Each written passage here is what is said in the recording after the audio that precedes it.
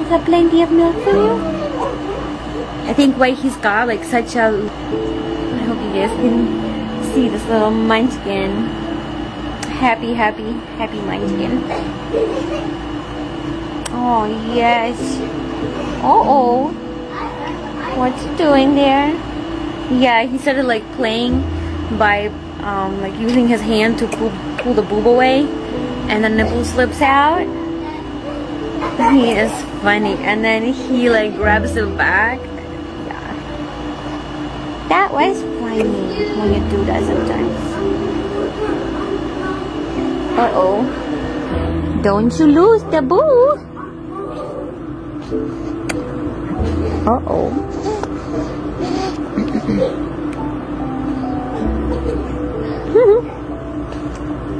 You must have been so hot.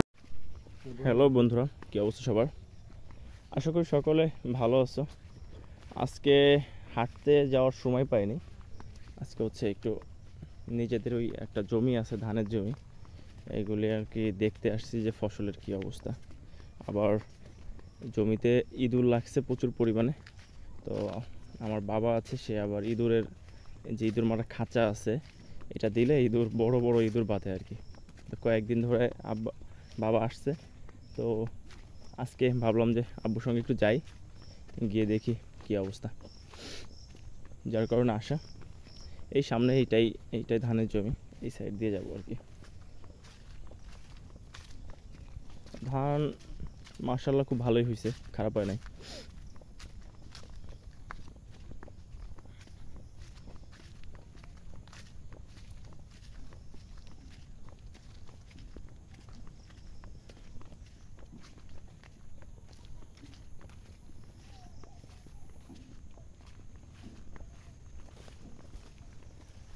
কিছুদিন আগে আসছিলাম, ওটা কাজ ধরেছিল, এখন পুরোটা ধান বের হয়ে গেছে এবং ধান নিচের দিকে হেলে গেছে। এই যে হচ্ছে ধানের অবস্থা।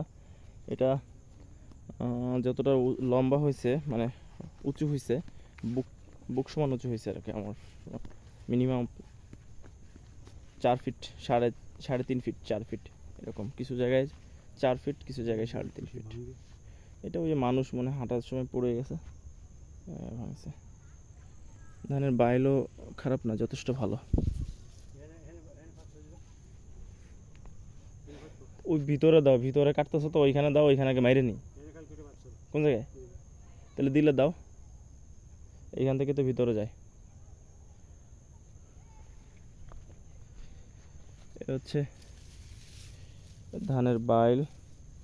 এটা হচ্ছে ইরি 87 নাম্বার, যেটাকে 87 বলে। এটা বাংলাদেশের 87 নাম্বার ধান। তো আগের বছরও খুব ভালো ধান হয়েছিল, এই বছরও ভালো হয়েছে, তবে আগের বছর এর থেকে একটু ভালো ছিল আর কি। ধানের কোয়ালিটিটা এর থেকে একটু ভালো ছিল। এবছর একটু নিয়ম, তবে অন্যান্য জমি তুলনায় খুবই ভালো। এখানে টোটাল আছে হচ্ছে শতাংশ হিসাব করলে 50% জমি আছে এটাতে। আর ওই সাইডে আছে মিনিমাম 25 থেকে 30% মতো আর কি। আবার আরেক সাইডে ওই দিকে আছে আবার 50-60% মতো। টোটাল হচ্ছে ধান আমাদের আব্বা করছে আর কি, লোক দিয়ে করছে। খরচ হয়েছে অনেক, কিন্তু তারপরও এই আমাদের গরুর খামার আছে, তো সেখানে খড় লাগে, নিজেদের খাওয়ার ধান লাগে, এটা হচ্ছে বড় কথা। এই জন্যই মূলত যে টাকা খরচ হোক সমস্যা নাই। এই দেখেন, এই যে ক্যামেরা ধরছি, এই যে আমার হাতের উচ্চে এটা বুক সমান হয়ে গেছে, বুকের থেকে ওই পর্যন্ত, আমার থুতমা পর্যন্ত এখানে লম্বা। ইরি ধান দূর থেকে দেখাই, এই দেখেন ইরি ধান, কিন্তু আমার থুতমা পর্যন্ত লম্বা।